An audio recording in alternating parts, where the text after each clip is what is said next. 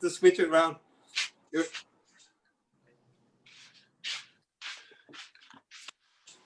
Hey, James. How are you, buddy?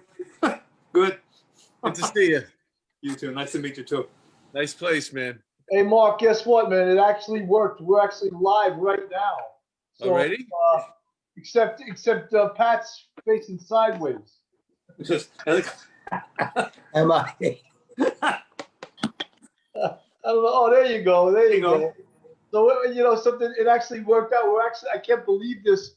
We had problems with some technical problems the last few weeks with Facebook Live, but we're live a little early. We're live like 3 minutes early. So you got an Irish guy in there. That's why you got to look at the Irish. Look. If you guys don't mind that, we'll go on a little early. You can, Mark? Yes, my contract states I don't start. Oh, the country, yeah. Oh, we're making big coin from our Patreon, man. I'm putting it in for overtime. What time is it now? I was happy for that. I can't believe it works well. I'll keep my. All right, so let's get started here. Since it's working, let's take advantage of it. My name is Mark DeMayo. I'm your host. This is Police Off the Cuff After Hours. My partner in all things law enforcement. The very handsome Bill Cannon is here with me tonight. I'm so excited tonight. We have two amazing guests. One from 3,000 miles away in Dublin. You know, he actually, I think he has a Guinness on his desk. I can't see it, but he probably he's got something. I have one a day. So today I'm gonna have it with you guys. Guinness guy. And Pat's probably got a sambuca with 3 coffee beans and a snifter because he's from the I got a red one. Island. Well, let's introduce our guest. Our guest tonight, we have James Mooney. He's coming to us from Dublin. No, from New York. I'm in New York. Oh, you're in New York. I'm here. I'm from Dublin originally. He's from Dublin, but yeah, he's in New York. He, you know, okay. He wasn't like the Irish Angel. You know what? Listen, he's to tell you a little bit about James. He's a professional groomer to the stars, a stylist. You're probably wondering why would Police Off the Cuff have a stylist on the show? Well, the truth is, my agent rang and they said, "Oh, these guys need some haircuts just because of COVID." So I'm trying to get extra work at the moment. The salon's I don't know what closed. to do with my hair. You know what happened? Color for you. What happened was that we had some professional people watching the show. And they were, I didn't want to tell Bill, but they were commenting on loose shirts, and maybe they could put a little color in his hair, brighten it up a little bit. So what do you think, James? Can we do anything with him? I got you. That's what I'm here for. Really? Yeah. I thought he was a lost cause. Pat is the most stylish guy, though. Pat's got that Italian haircut. You can see. All right, let's introduce Pat. He's back. Pat Russo's back with us. He's a retired member of the service, and he's running the Cops and Kids Boxing, and he's here to talk to us about that. They're ready to open up their brand new location. I've seen pictures. It looks amazing. I actually want to go down there, Pat. No, it's mandatory that you get there for the grand opening. Okay, you could. It depends. Let's call Governor Cuomo after this. Tell our audience about it again, one more time. Well, it's a program that I started as a rookie cop, as part of the pilot precinct for community policing, where we met with the community and we listened to the community on what the most prevalent problems that were facing that community. At the time, it was Sunset Park, Brooklyn. And Sunset Park, like a lot of neighborhoods throughout New York City, and I'm sure throughout the world, I'm sure in Dublin, you have the same problems. Because we actually box against a couple of Dublin clubs once in a while. The ones down in Sheriff Street, Dublin Docklands boxing. Yeah, and speaking to the coaches there and the Garda, the police department.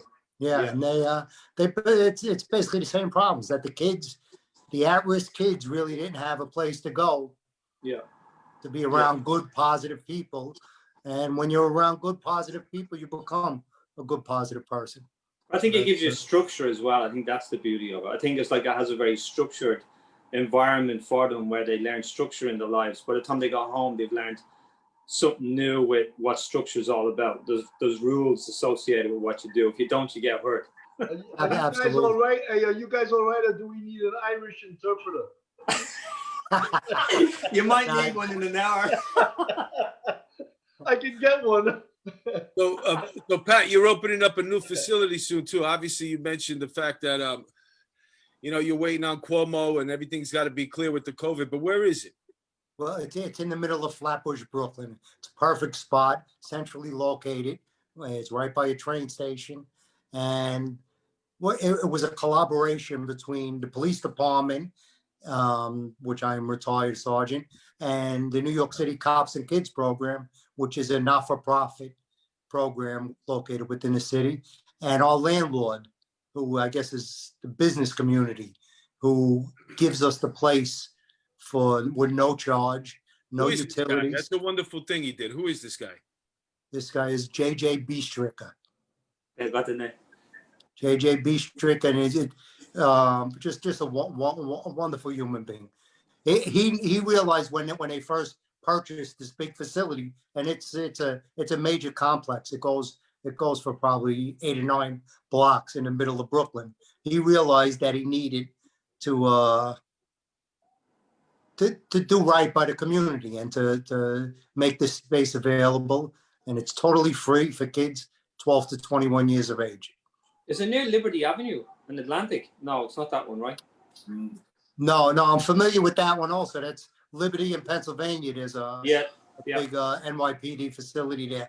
And I'm hoping, but I actually met personally with the police commissioner this week, and we're looking to put a program into that facility. Yeah, you know what is it? Ours currently is the only free program located in New York City. So I got kids traveling from up in Harlem, from the Bronx, just to traveling 2 hours just to train in our program. I saw Sorry, go ahead. Go ahead, Mark. Sorry. I saw the pictures that you post, and it's very inspiring, and the place looks beautiful. Well, the place is literally going to be spectacular, and we're going to take it to the next level now. It's not only going to be a boxing program. Boxing is going to always be the anchor because boxing attracts those at-risk kids that want to be tough guys.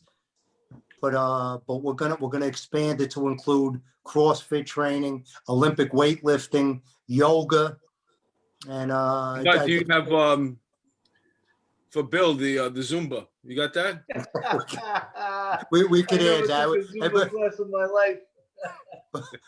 But for Bill, he likes for Bill, we have a homework help program. I know Bill's a professor. I can help with homework.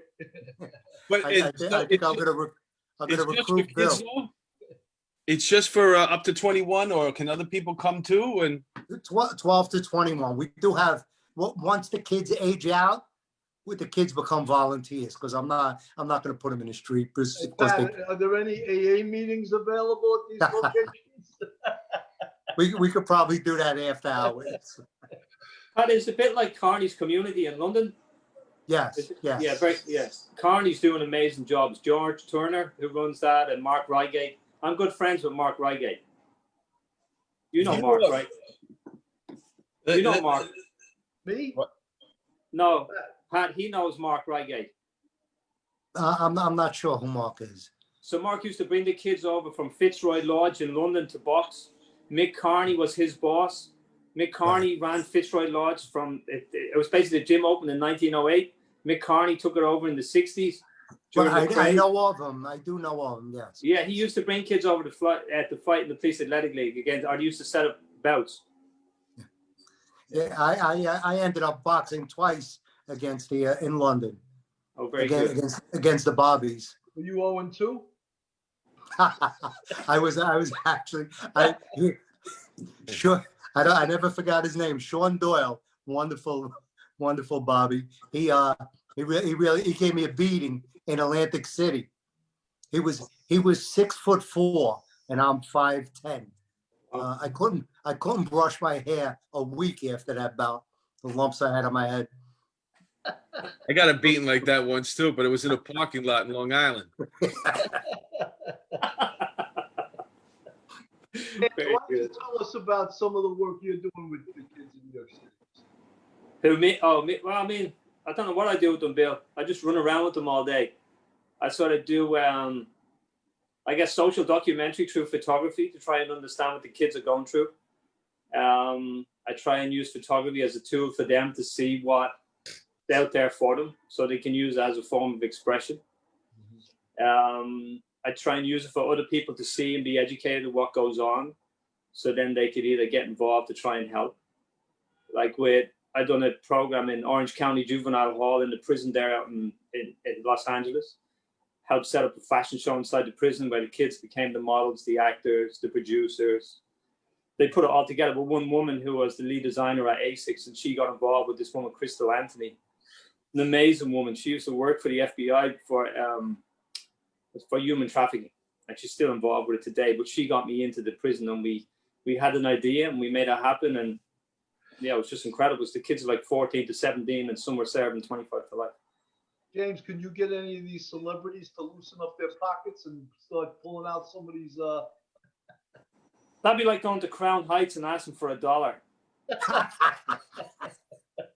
Doesn't happen that easy. They can sneeze on you quicker than giving you $1, but no. Hey, can you give us a little backstory? I was reading your bio. So obviously you grew up in Dublin, but your brother was involved in styling, and then he got you in it? So I saw what he was doing, because I used to do engineering. I used to cut metal on machines with lathes. I got kicked out of school at 14. I used to get into trouble, but not as bad as my brother. So my brother got into hairdressing, and he started coming home with nice looking women and new clothes. And I'm like, what the fuck am I doing wrong? So I ended up just choosing what he done instead and found an easier path. My wife always says to me, it's like, what do you do all day? You just go into work and you do this. You can't even cut hair. So I was like, that's what I do. I get paid for doing that all day. I used to want to cut hair. That's always been like a thing of mine. It's a great way, like what I learned about hairdressing is it's a great way to communicate. So it's like, you know, the way when you're at home and your wife is bawling you, she's like, you have to learn to switch off because she's always right. Yeah. So a hairdressing, it gives you those tools perfectly, because when you're doing hair over the hairdryer, you can't hear a word, but you know when to nod. You're like a sober bartender in a way. It's like sort of in a way. Yeah, well, I only have one of these. Yeah. A dentist loves to talk to you when you can't talk back, right? You're like, oh, yeah, exactly. Yeah, but you know what? You do have real personal conversations with your stylist. You know, it's an hour to sit in the chair, or we never listen though. Oh, you never listen? Oh. But I always ask questions too. You know, how you doing? Like, I don't just sit there and talk, but I ask I'm interested in how they're doing too, so they get a chance to maybe. I don't know. My clients never ask me how I'm doing. Really? Yeah. Maybe that's why I'm not an A-list celebrity yet.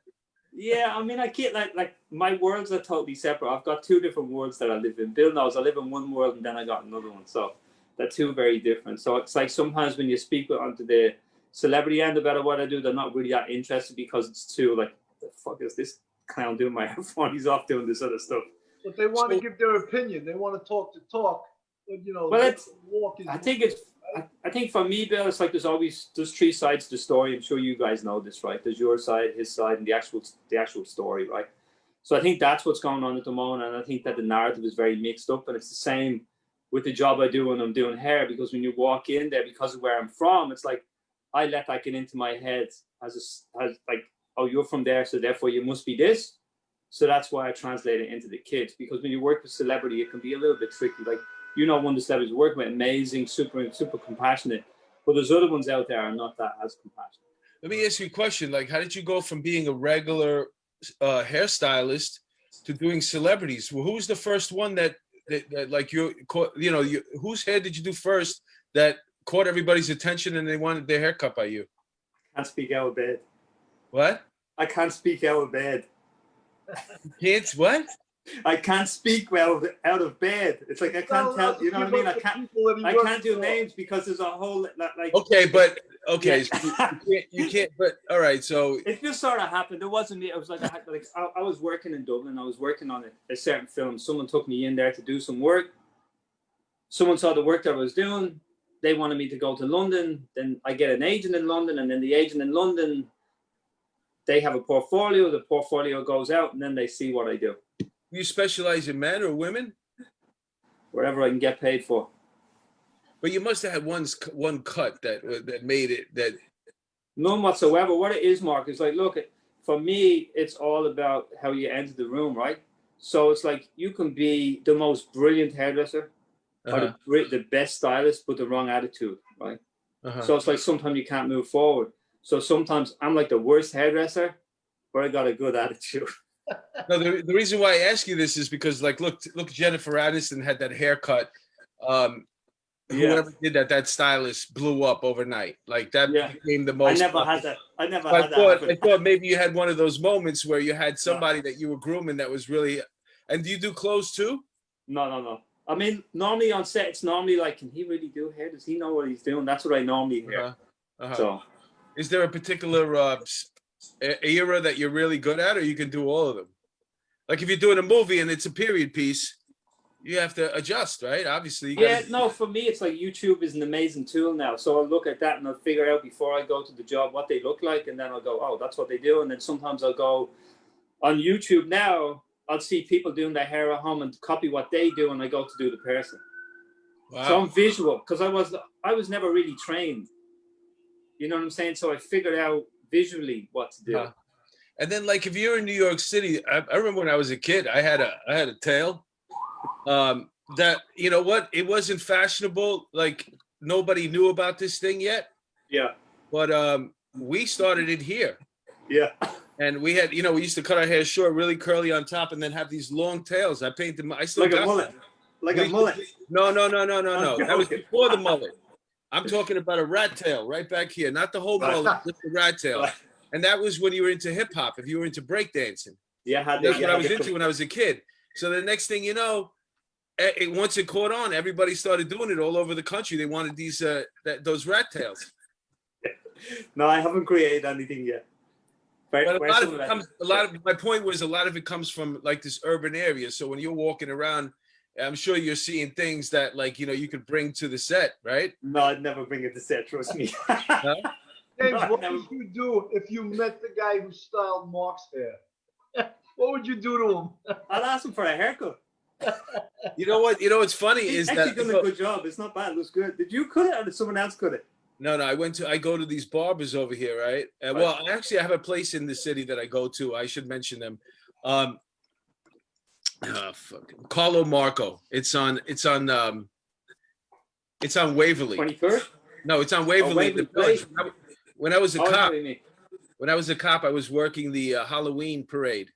And I come around the corner, and when you're a cop, you're looking for free booze, whatever. You want to hang out, you want to party just like everybody else. So I'm looking around, and so I find this stylist place, and there's somebody dressed like Jane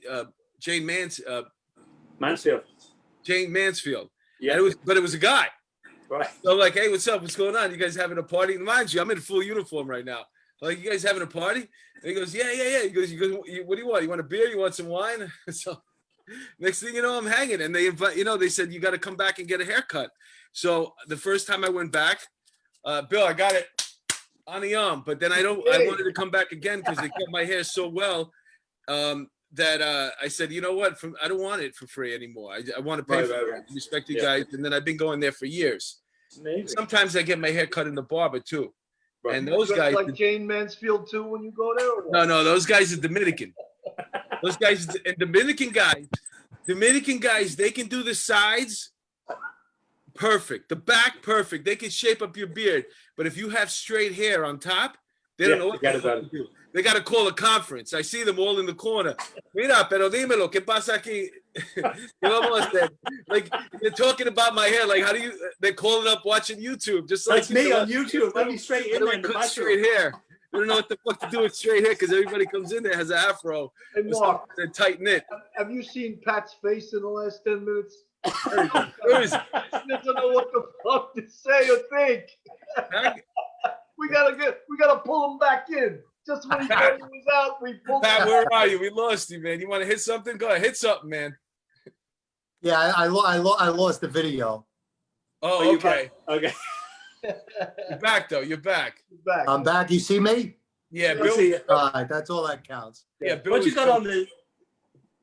What's on the background? The sports? You watching the sports, Pat?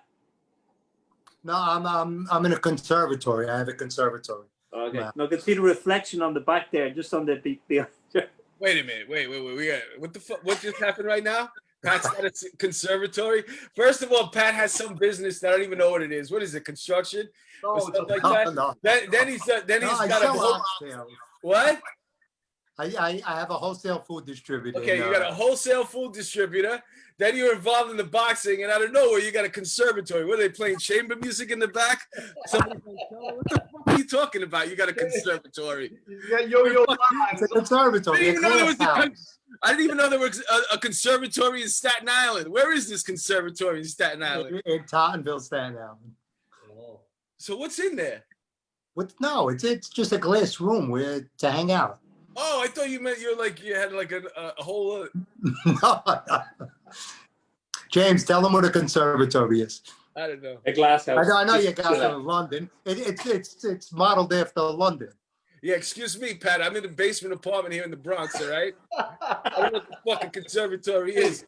He's got 50 employees for his food distributorship. So that's why he's living in the conservatory there. Hey, Pat. Speaking of that, I need a job, man. You got a CDL? Not yet. I should have got it when I was on the job. I could have get it for free. They gave me a book this freaking big though. I was on vacation. I'm like, I'm gonna read it. I never read it. It's a difficult test. What's the CDL? What is that? Your kids keep talking about a CDL. Commercial driver's license in order to drive a truck. Oh, I just got my license in November. I never had a license before. Really? My driver's license. Yeah.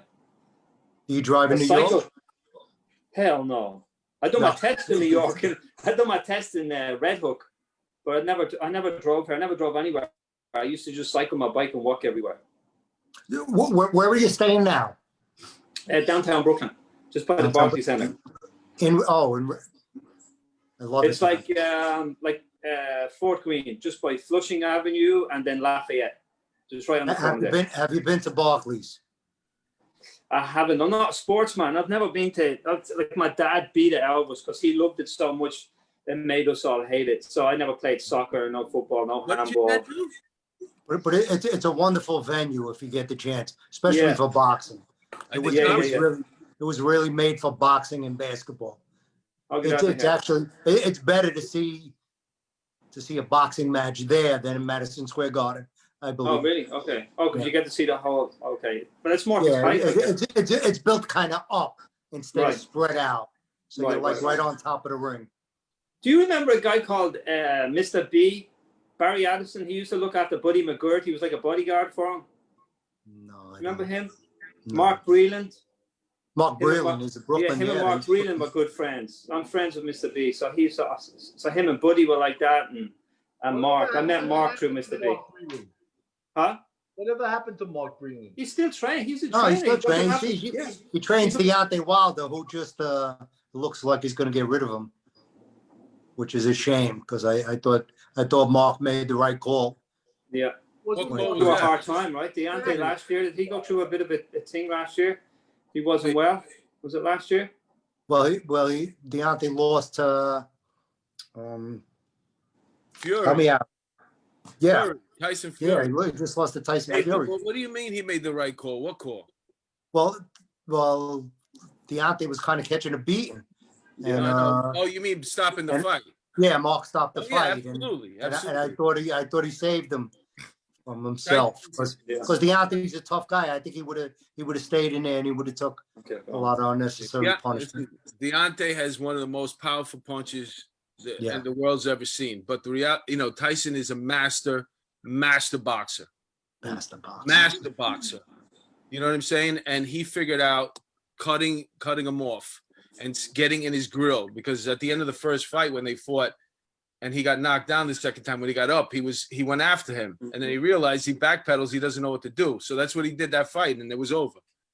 Pat, do you ever get guys that come to your gym and they want to be like mixed martial artists?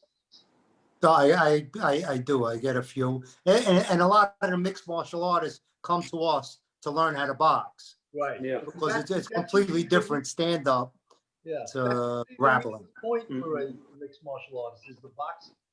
They're usually good at wrestling and jiu-jitsu, and then they lack in the boxing a lot of times. Yeah, David Branch actually came to us to learn how to box.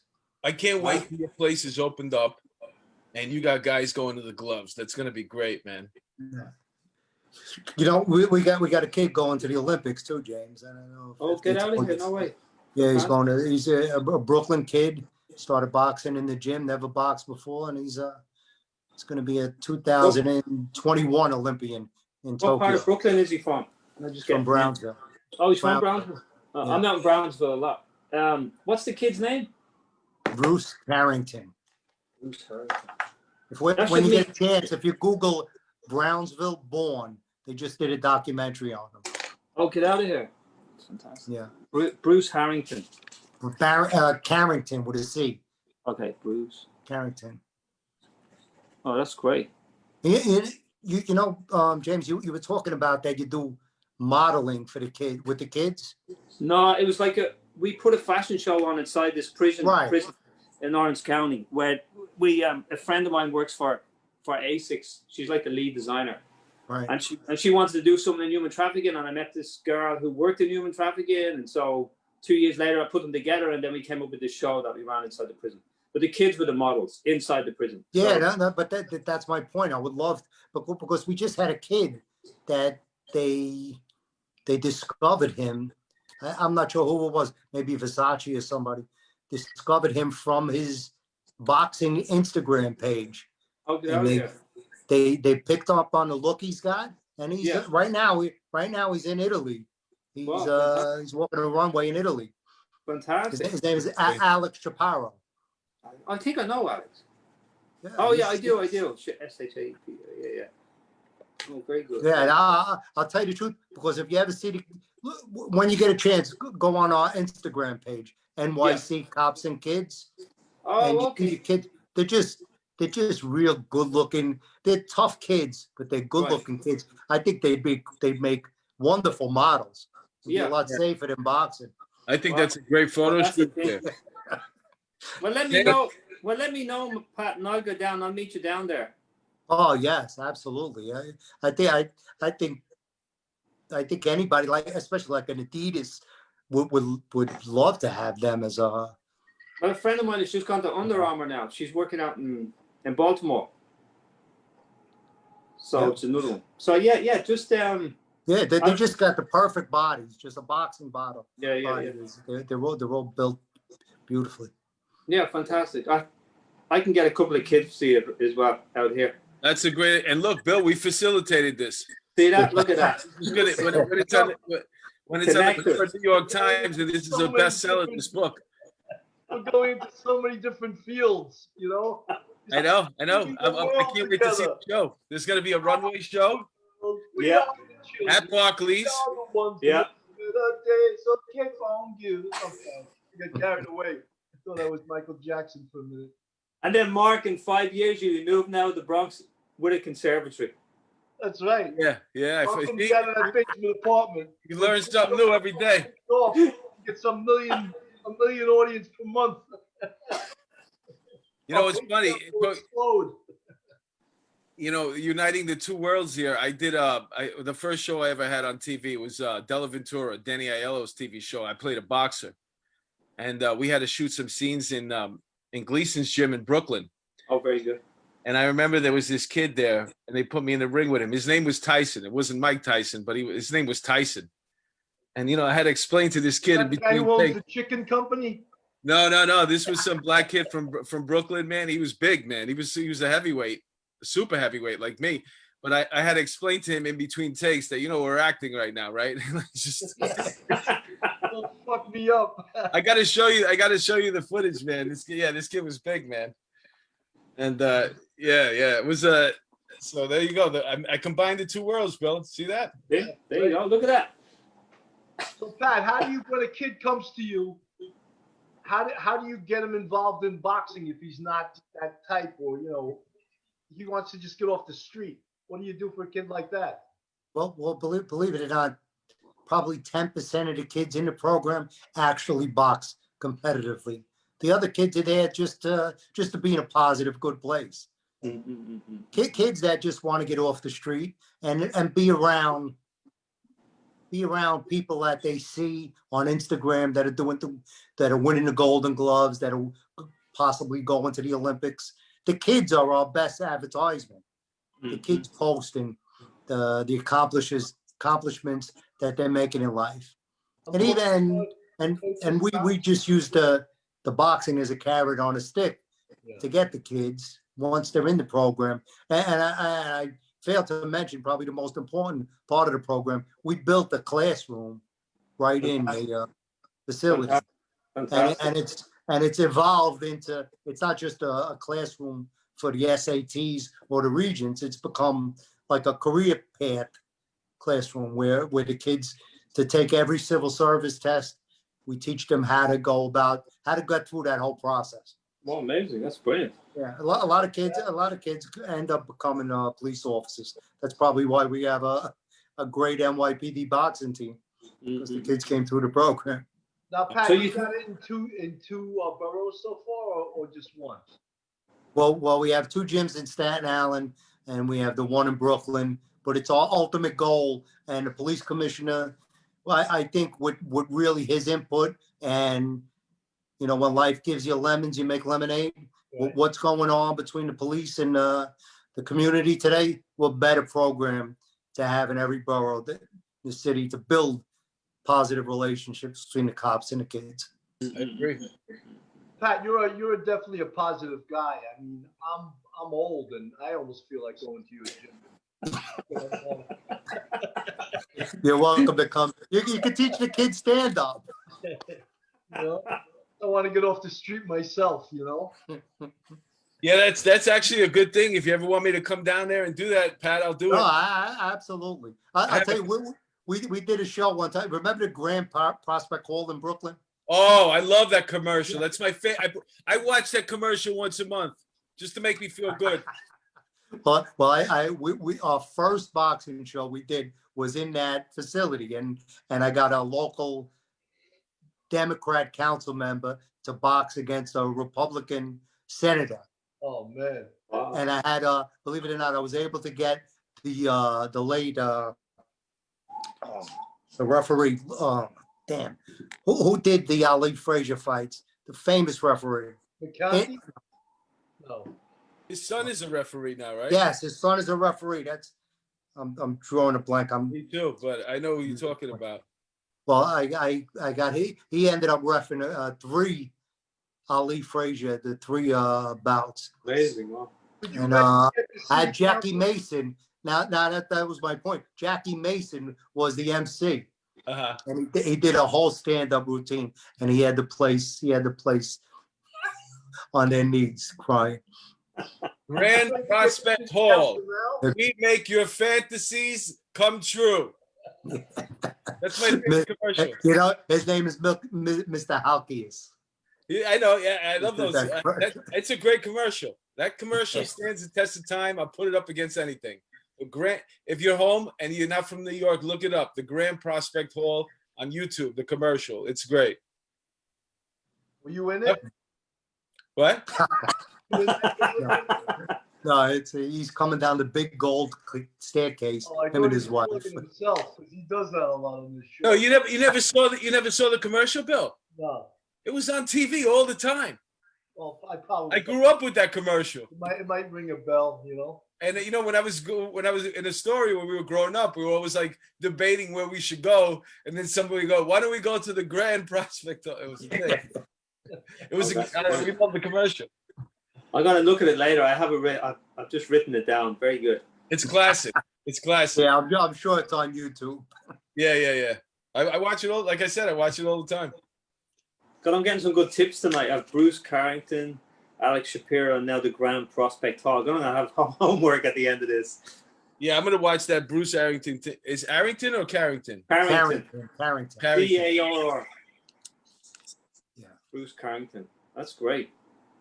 Now, Pat, your food dispensary. What's it called? It's a food. It's a wholesale food A distributor. wholesale food distributor. Chef's choice. You have 50 employees, right? I do, yes. And are they all from the neighborhood? They are, yeah. So if I Probably- grabbed probably them and I said, "How is probably Pat 80%. as a boss?" Would they say, "Hey, he's cool"? Oh, Yeah, this they, is a good guy. they say he's too easy. Too easy. He's too easy. Yeah, he's got to get. Gives people days off easy, right? It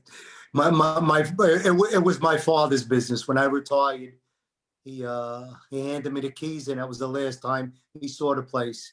And I know why, because it's probably easy to get shot at being a cop than running a business in New York City. Right. You Yeah, work yeah, in business that's with- nice. That's nice what you said. It's true. Running a business in New York City, you can't imagine how difficult it is. Especially now as well, with what's going on at the moment. Oh, it's horrible. It's horrible. Especially for the food business as well, though. Thank you. Because restaurant- We were essential, so we never closed. We were Right. lucky. We never closed. But I'm a wholesale too. So Right. I watched probably half of my restaurants went out of business. Yeah. They have no business. If they didn't have takeout and delivery, They were done, yeah. They were done. I'm not sure how long their landlords could carry them not paying any rent. Yeah. Because we were talking about that today with someone, and seemingly no one's being evicted at the moment, right? No, they put a moratorium on evictions. Okay, wow. Well, I mean, that's got to be tough as well. I mean, no business, people not being able to pay rent. I mean, what's going to happen next? It's tough. Well, they just No, opened right. it up 25%, and they're keeping the outdoor dining. Like everybody's gonna have to get these The heaters. the heaters. Yeah. That's if you own a business right now that has heaters, man, you're gonna do well. Yeah, there you go. Because these It's places, expensive to use too. That propane isn't cheap. And Yeah. I know, but how long are you going to be able to eat outside Yeah, that's right. in New It's York, like- in the yeah, New it's York impossible. weather? Heaters the and no noise. heaters, you're not going to be able to eat outside. They got to open it up. Well, Pat, I that day we had- was just in Florida and everything's open. Restaurants were we had open lunch. full capacity. That day we had lunch down in Tribeca. All I smelled was fumes. Yeah. Right? You're sitting at a table in the street, and it's like you got an exhaust pipe pumping nice fresh air into your mouth, right? Yeah, we done that on Sunday. That's all we had on Sunday. We were just eating it. yeah, you got to drink more, man. Bill? Yeah. Bill? Everybody, when you're eating out, just drink. No, hell no. I can only It have makes- one a day. So It listen, makes you go away. so listen, I've never been in a fight. I only drink one bottle of Guinness a day, and that's it. You've never been in a fight, huh? Ever. Yeah. I've been in a lot of fights, man. No, never. When I I was run pretty quick. Pat will tell you. It was just like the thing you did. You stood on the corner, Yeah. you drank until you couldn't see, and then he walked around. What the fuck are you looking at? Like, he's just looking for trouble, man, every night. And I hated it, man, because I wasn't really a fighter. I'm not a confrontational person, but Yeah. it was just you didn't want to be called a pussy, like Yeah. you know. I love being called a pussy, though. I think No. it's kind of funny. In my neighborhood, if you want to, like, put it this way, we used to hang out. We used to wear T-shirts and leather jackets, and it was so cold you could put your beer, your 40, in the fucking snow just to melt it, so to keep it warm. That's how cold it was. And the first one to go home was like, "What the fuck is wrong with you, bro? Yo, he's a fucking pussy, bro. What a fucking pussy. Oh, you got to study? What do you want to get an A? You know, that was.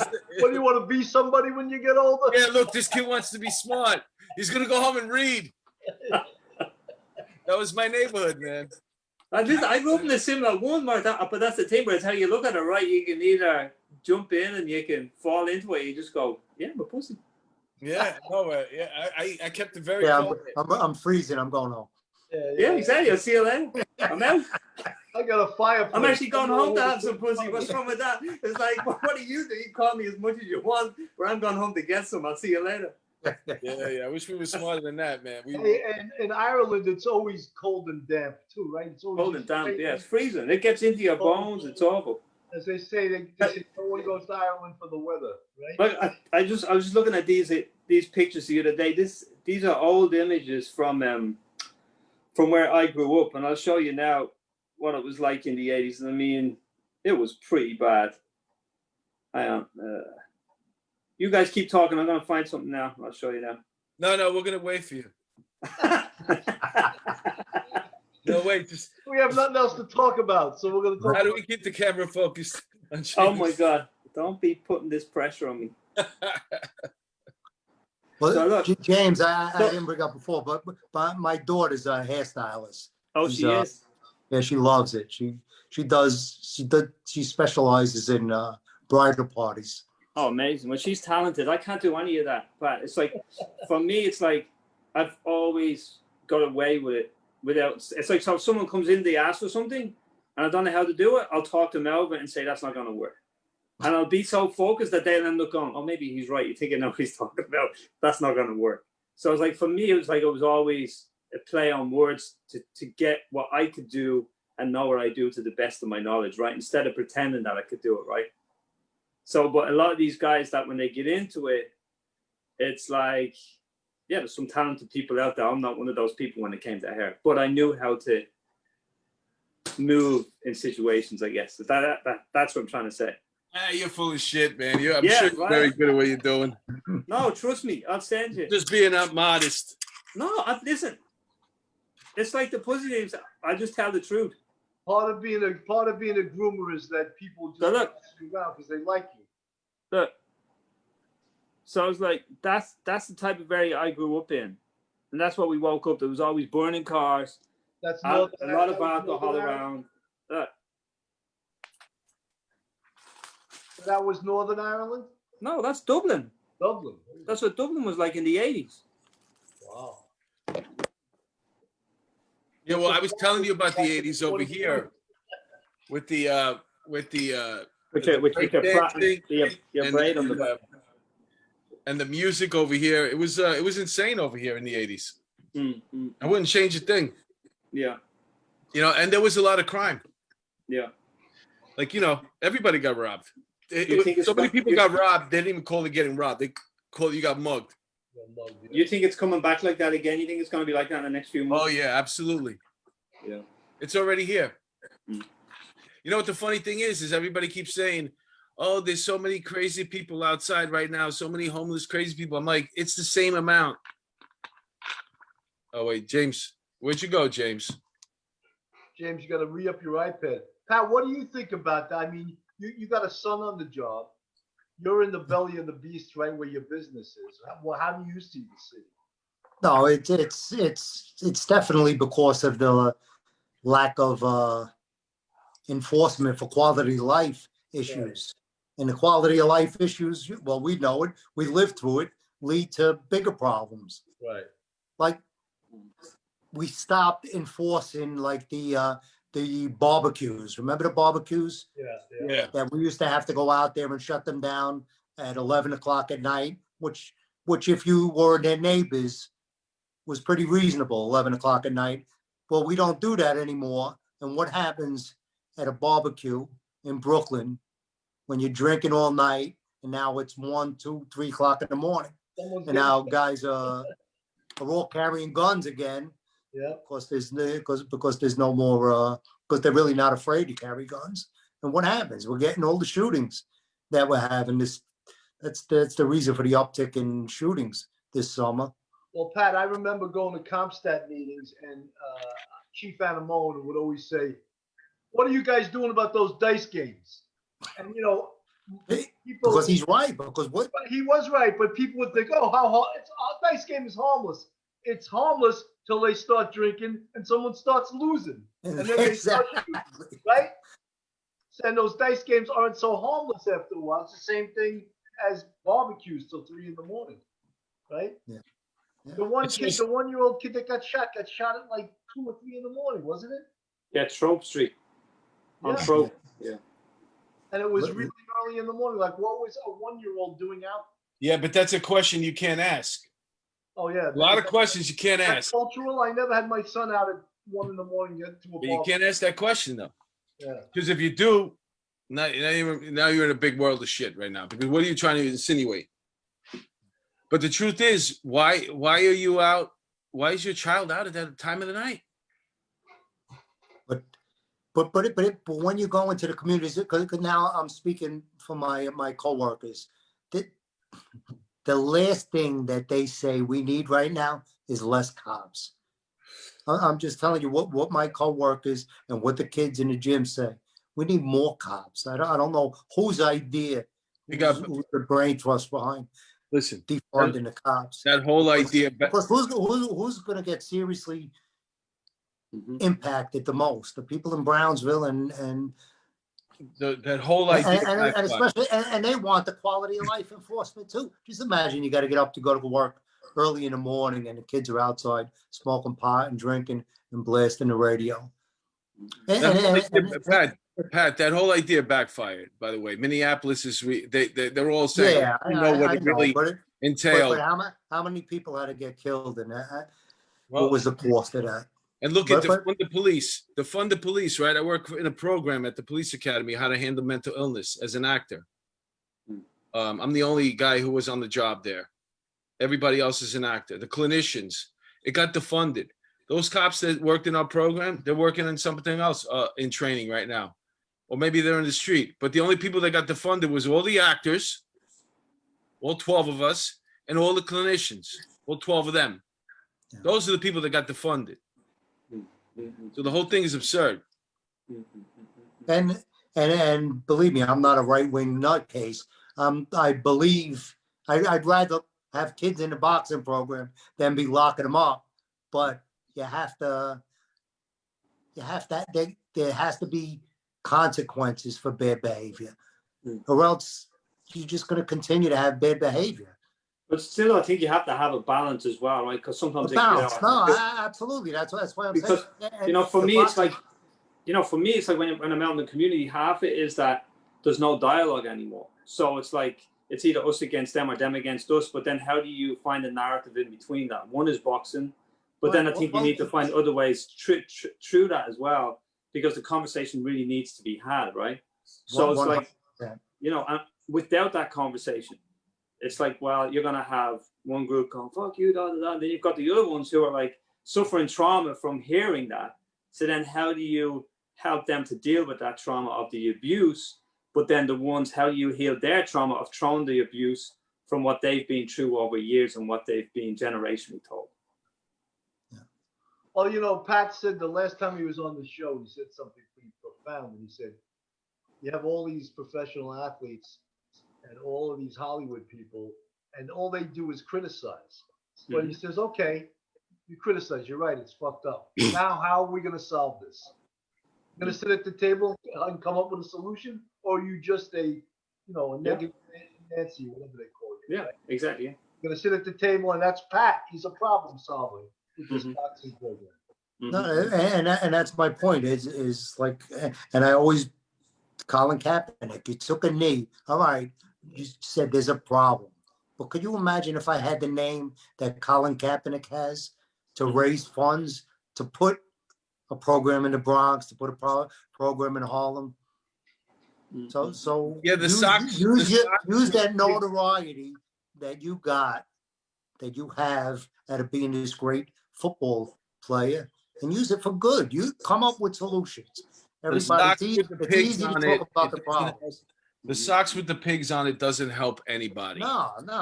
It doesn't. If it opens up a conversation, okay, let's talk. But nobody wants to talk. And you know, you're using a perfect example, because that guy was offered plenty of times to play professionally again, and he flaked every single time. He doesn't want to play again. He uses that every once in a while. He's exactly what he's supposed to be right now, an antagonist. There's no solution. There's no let's get to the table, work. How do we work with the communities? What is it that you want us to do better? Sit down, talk to us. Nothing. It's just about anarchy, and it's about overturning, changing the way we do things in this country. So that's it. That's it. They're trying to bring a different type of. So let's see. I mean, people vote, and whatever it is, I'm going to fall into place, because that's what I do. That's my job. I just want to tell jokes. I want to have fun. I'm not. This whole thing is fucking crazy right now. I want cops to stop fearing for their lives when they go to work. I just want everybody to be happy. So let's do it, man. Whatever it takes. Oh, Pat, who's the new community affairs chief in Brooklyn? Jeff Madry. Yeah. So he's from Brownsville. Right? He's from Brooklyn. Well, yeah. East New York, right? East New York, Brownsville. As they used to say in the neighborhood, he made his bones in Brownsville. Yeah, I know him. Guy for that job, right? Yeah. No, You want to know the truth? I think they're grooming him to be the PC. I worked with him a couple of times. I've done comedy shows in Brooklyn, at least 3 of them. One at the Barclays, as a matter of fact, that he was there. I don't know him personally, but he knows who I am. I know who he is. You know, he always tells me how funny I am.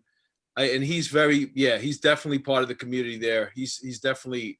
He's massive. He does a lot of good He's work. the perfect guy at the perfect time for the chief of community. Because he has that lady in there now, who took over his role. What's her name? Max Henderson, Chief Henderson. No, Chief Henderson, exactly. Yeah. I met her just recently. She seems like a very nice, competent person. Yeah, I met her at a church give out. She was there was a church giving out in East New York, and she showed up. I mean, she sounded like super sweet. Oh, she's good. And Madry's a cop too. He's not just a community affairs guy. Yeah. He's on the 75th, right? He knows how to do police work. Yeah, the 75th he was at, right? Yeah, that's right. And you know, that's good, because a lot of times community affairs are known as like the hug squad, you know. Yeah. And they just want to hug people, and they sort of deny that there's guys out there doing the dirty work that make it possible for these guys to hug people. You know what I mean? Mm-hmm. Well, there's no more anti-crime. There's another reason guns are running rampant, you know. I was a big I mean, I loved it. I was in anti-crime for 6.5 years. They all get off the street now, though. I see Walter will. Oh, they see that's what's making me sick. That you got these elected officials that are talking about that the cops are under a slowdown. He should join Walter's page. See how many guns they're coming in with every day. They're all getting guns. Yeah, no, they're coming up with the guns. You know what I like is they're doing more precision policing. They're letting the cops go out there and target that 1% that destroy every community. And they're going after them and they're catching them with guns. Look at Rick Moranis, the actor from Honey, I Shrunk the Kids. I didn't see that. I heard about it. Well, he was walking down the street. He's a 67-year-old man, by the way. He's walking down the street. He gets punched out of nowhere by somebody. And then the next thing you know, there's a perfect picture of that guy coming out of the subway. So that's police work right there. You get the picture of him coming out the subway. You get him walking down the block, same clothes, same match. It's the freaking guy. Why he punched this guy who knows? You know, but that's police work right there. Because you always wondered, how are they going to catch this guy? Well, Mark, how much you want to bet when he's arrested? He's got a rap sheet about 10 pages long. That's a perfect segue. Look, start following the chief of detectives, Ronnie Harrison's. NYPD. Follow their Twitter pages because they're posting all the great work that's being done out there by the cops. They're posting all the gun collars, and they're ending every tweet with the perps previous arrested, on probation, on parole, common denominator. In other words, the police are doing their job. It's the system that's really not following through on their job. Because bail reform has been a real horror show for New York City. You know, Bill and I talk about this all the time. They kept the foot on the pedal for too long with that stop, question, and frisk, and that was a bad taste in everybody's mouth. Yeah, I part of an activity report where you had to have 5 a month. That killed everything, and that was under Bloomberg, by the way. Because at that point right now, you had 300 homicides a year. What are you going to do? You're in a city of 8 million. 300 people are going to die. You got to take the foot off the pedal. And we knew that, unfortunately, because everybody always blames the cops. You're only as good as the administration. They pretty much dictate what we're going to do. And if they want the numbers and they're putting pressure, you're putting pressure on the cops. Now it's a different job. Now these guys have a different pressure from the community. That was caveman policing, when we just go out there, that you're making 250s. I know. Activity report. Believe me, I knew it when I had to do it 5 250s a month. I didn't understand what we were doing right now. No, that's caveman policing. That was bad administration because they were up against last year's numbers. Yeah, but you And you can't take- run the police department. No, that's my point. It's bad administration. Instead of the one anti-crime team that comes in and locks up that one guy for pattern burglary that shuts down probably 30 burglaries because the guy was gonna project it to do another 30 burglaries, as opposed to the bullshit 5 guys in a GLA. And on his activity report, he looks like a star because he's got 5 felonies. Well, Pat, if you As ever opposed read to that one you ever read burglary the book- pattern that was shut down. if you ever read the book by Bill Bratton called Take Back, I loved it. he's One of my favorite books. he's One of my favorite books because I lived it.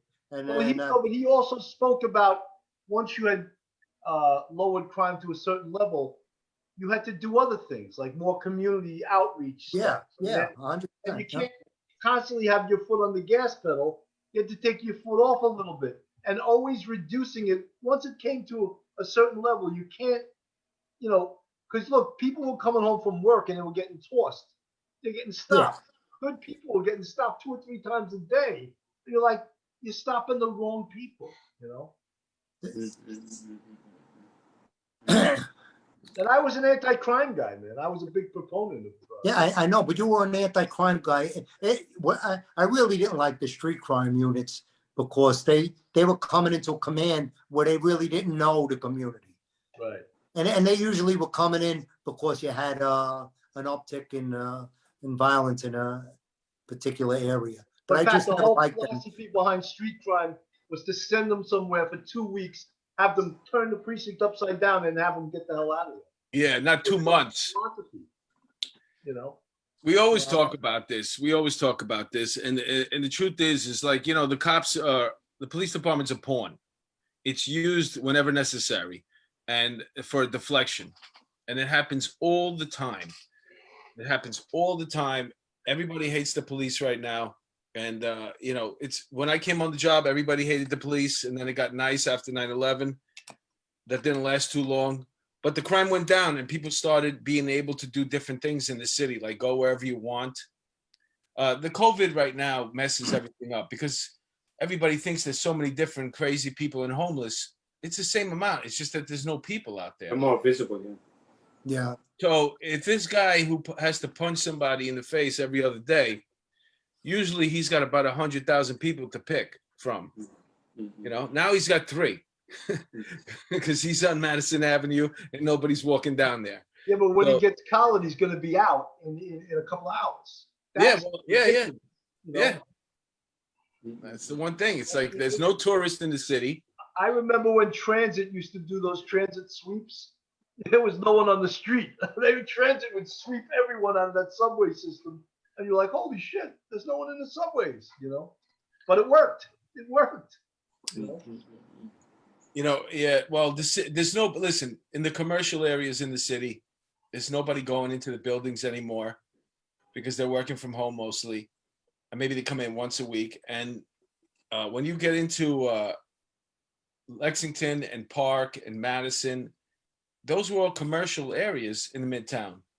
And it's desolate, man. There's nobody there, especially on the other side of where Times Square is and stuff like that. There's nobody out. Yeah, I was there last week. It was empty.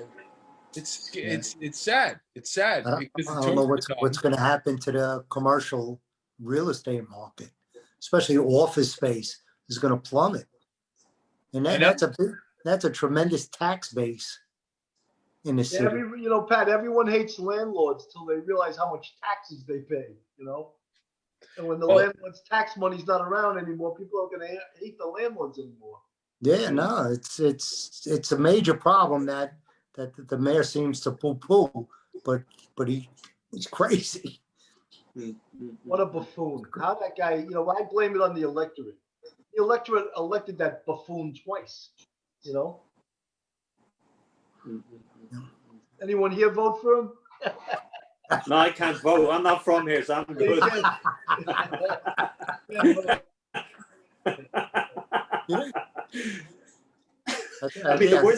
I think the problem is that nobody votes.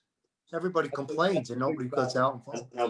No, that's true. But then if you look at, what sort of game is your man playing at the moment with this COVID thing as well? But the ruckus, this is and the hysteria it's going to cause now, because he's going to come out and go, oh look, I'm fine, COVID's not that bad. It's going to be. No, he's not over yet. I don't understand why he's saying I'm going to beat this and lick this. You know what? Write it out. Shut your mouth right now, because you don't know. It affects everybody differently, and you know, Walter Reed might send him home, but you're still in a situation right now where you got to be very careful. You know, you're in that age group where it could affect you, and it could turn. I've read stories about it turning overnight. So there's a lot of people that were given a clean bill of health and have bad symptoms down the road from it, even after they were cured of it. You know. Yeah, it's an odd thing. Nobody seems to, like, you know, no matter what you hear, you never get. I'm never satisfied. Like I don't think anybody's really knows what the hell's going on. Some people test positive, they get no symptoms. Some have symptoms, but it's light, and other people it affects like it just destroys them. So there's no rhyme or reason to it. No, there's no, because I've been tested 4 times, and all the way through COVID, I never stayed at home, and nothing, and I've no antibodies. I've been on the train. I was on the trains at the beginning. I think, you know what, your immune system will take care of itself. I think the worst thing you can do, you know, I have a joke that, you know, it's not a joke, but just amongst my friends, we know somebody that their wife bought him a dog. He's in his 80s, and the guy God bless the guy. He got a younger wife back in the day, and she doesn't look that bad for being in her 60s. But now we're thinking she probably wants to get rid of it. She bought him a dog. So this guy in his 80s walking a dog, and I think the guy's getting stronger because his body's working. He's fighting off all those things. He doesn't realize if he would have just kept him in the room by himself, and bring in a delivery boy every once in a while just to drop the food off inside, he would have been dead. But he's going out there every day. His body's working. It's fighting off all these fucking things that he's facing. I think James drinking his 1 Guinness a day, Mike. That's it. That's the cure. It's not drinking bleach, it's drinking a Guinness a day. That's that it. with a Sambuca Romano with the 3 beans. That's the cure. That is the cure. Oh my God. Oh no, I love my Guinness. How do you keep 1 Guinness? I don't get that. It's got to be a really big Guinness, though, right? What do you got? Like, we do 1 keg of Guinness a day?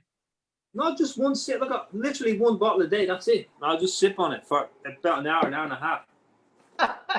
That's it. An hour and a half. Yeah. Oh, I wish I could do that, man. No, but it was like, Ireland is stigmatized about being a bunch of alcoholics. I never drank in my life. There was only one person that drank in my family, and that was it. My dad. No one else drank.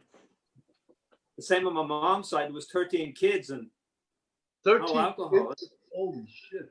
Yeah, 12 girls, 1 boy. Can you imagine the boy? Oh my God. My God. Probably got the shit slapped out of him. No, he was sent off to the Merchant Navy at 15, and that was it. You're out of here. Oh my God. Yeah. Oh, sorry. So I never touched this stuff. So I think what we came to the conclusion tonight was there's a photo shoot that's going to be in the that's going to go in the boxing gym. That's going to go into it's going to turn out to be a book, a coffee table book. It's going to be beautiful. It's going to be all the boxes from Pat Russo's place there, the brand new place in Brooklyn and Staten Island.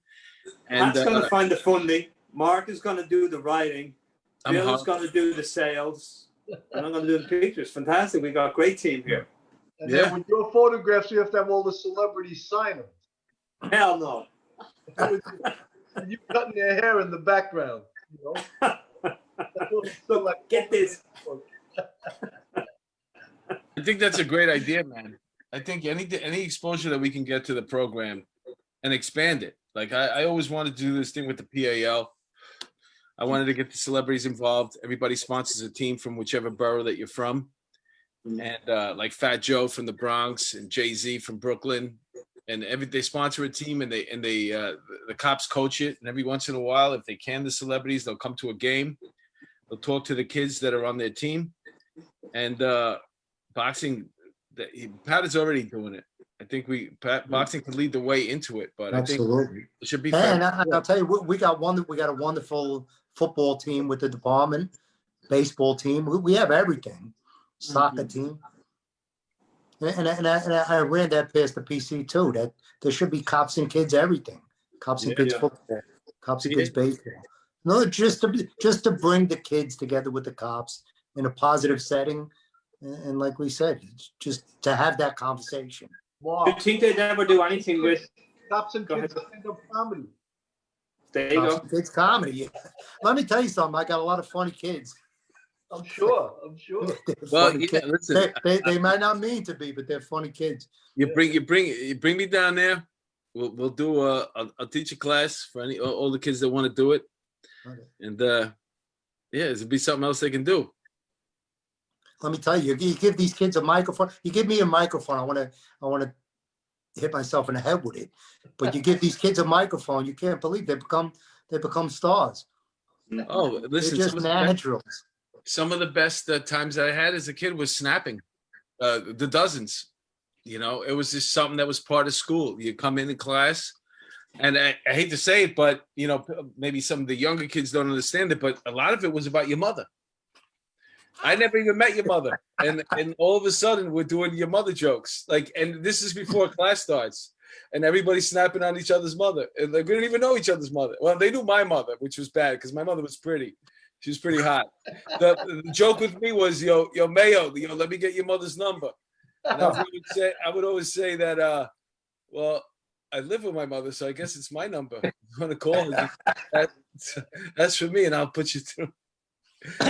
But yeah, they're playing the dozens and snapping on each other and busting each other's chops. That's what we did in class, man. In the inner boroughs, you know, that was a thing. The playing the dozens was a thing. You know what I'm talking about? Yeah. I have no fucking idea. I grew up in the suburbs. Nah, yeah. Oh, you never snapped on each other's mothers? Your mama jokes? That was like, yeah, every day. Your mom is so fat, or your mom is so ugly. It was always like, it was all like, so yeah, I think everybody's doing a great job here. Everybody's doing well except for me.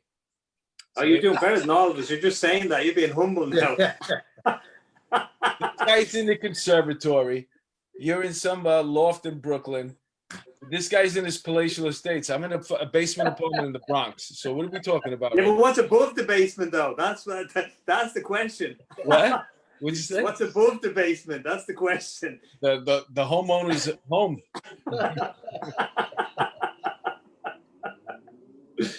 Yeah.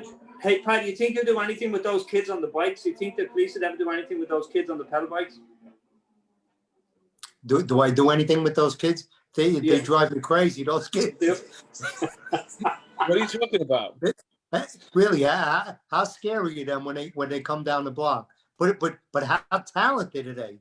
But okay, so here's my point, Pat. The reason I'm thinking of it is that so in London they've done a thing called bike storms. So there's like 5,000 to 6,000 kids, and they have it orchestrated for once a year that they do it, and it's kind of amazing because it's a great time to bond because there's so many, and there has to be structure to it in order for it to work.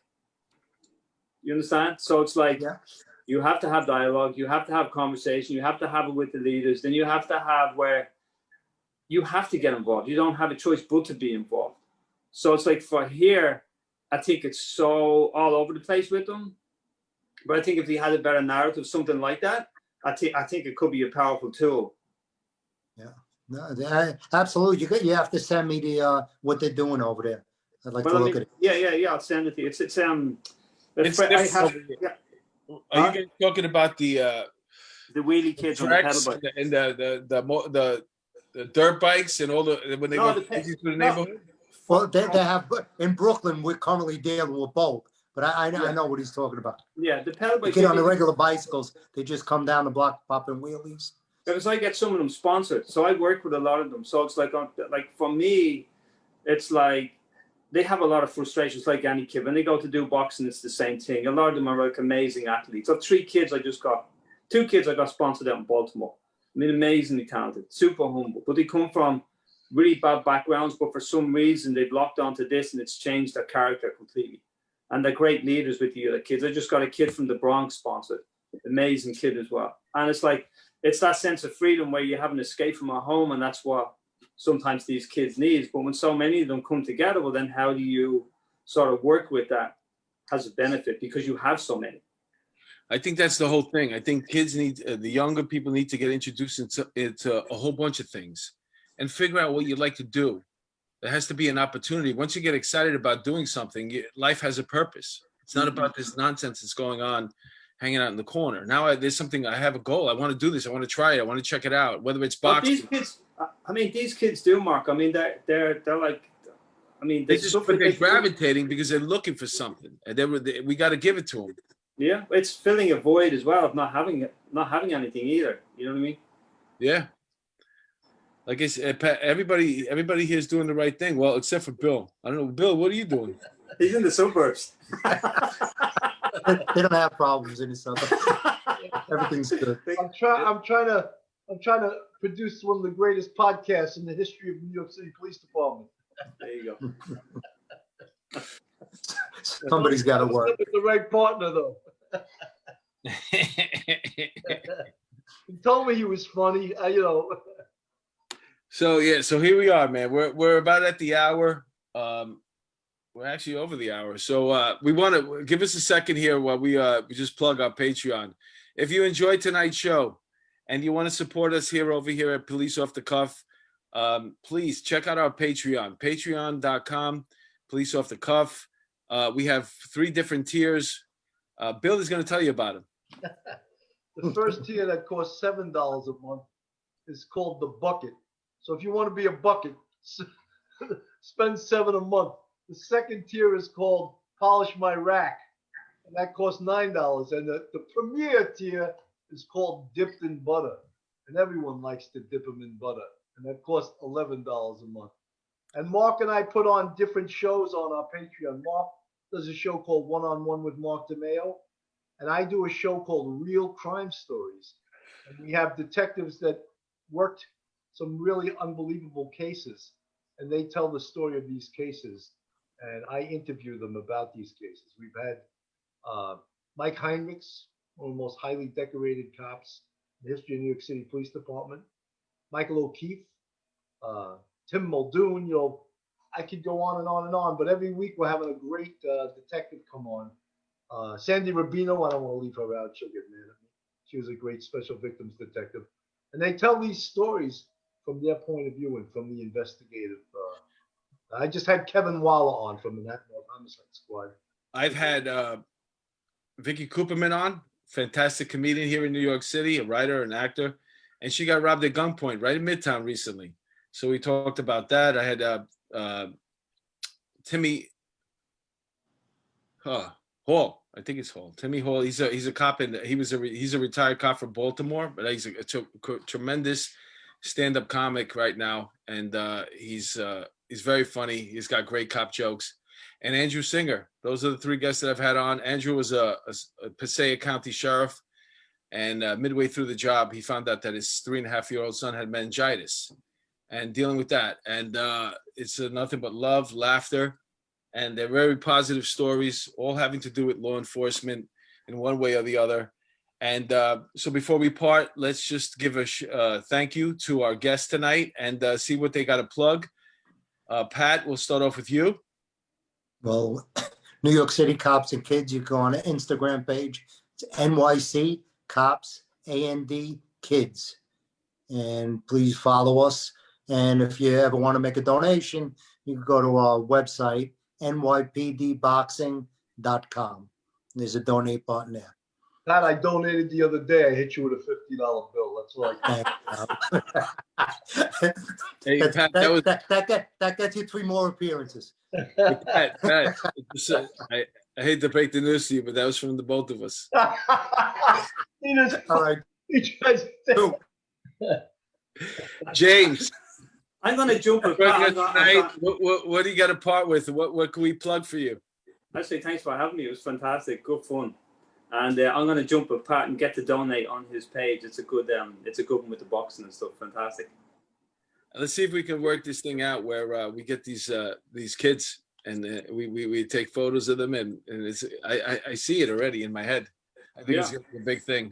So here's what we could do. so we could do, so years ago I done this thing on Union Square with these group of street fighters. They set up a fight club and they just kick the shit out of each other. They were called the Union Square Spartans.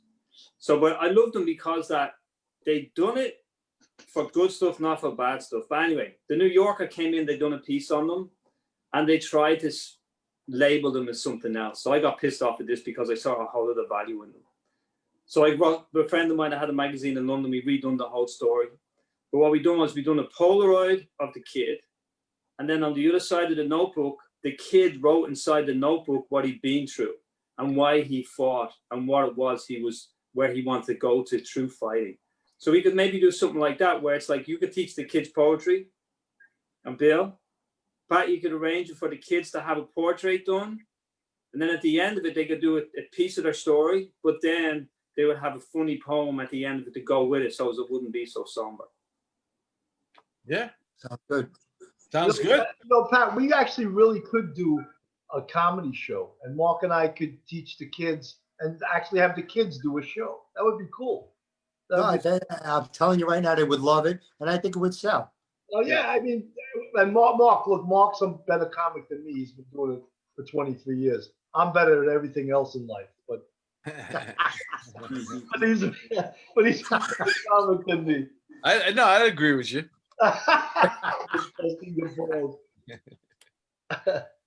So there you go, man. That's it. This concludes another episode of Police Off the Cuff After Hours. Thank you guys for tuning in once again, and to our guest, Pat Russo, Pat, right? He's got a smile on his. And this is James' iPad. It's not James Mooney. James Mooney, Pat Russo. Thank you so much for joining us.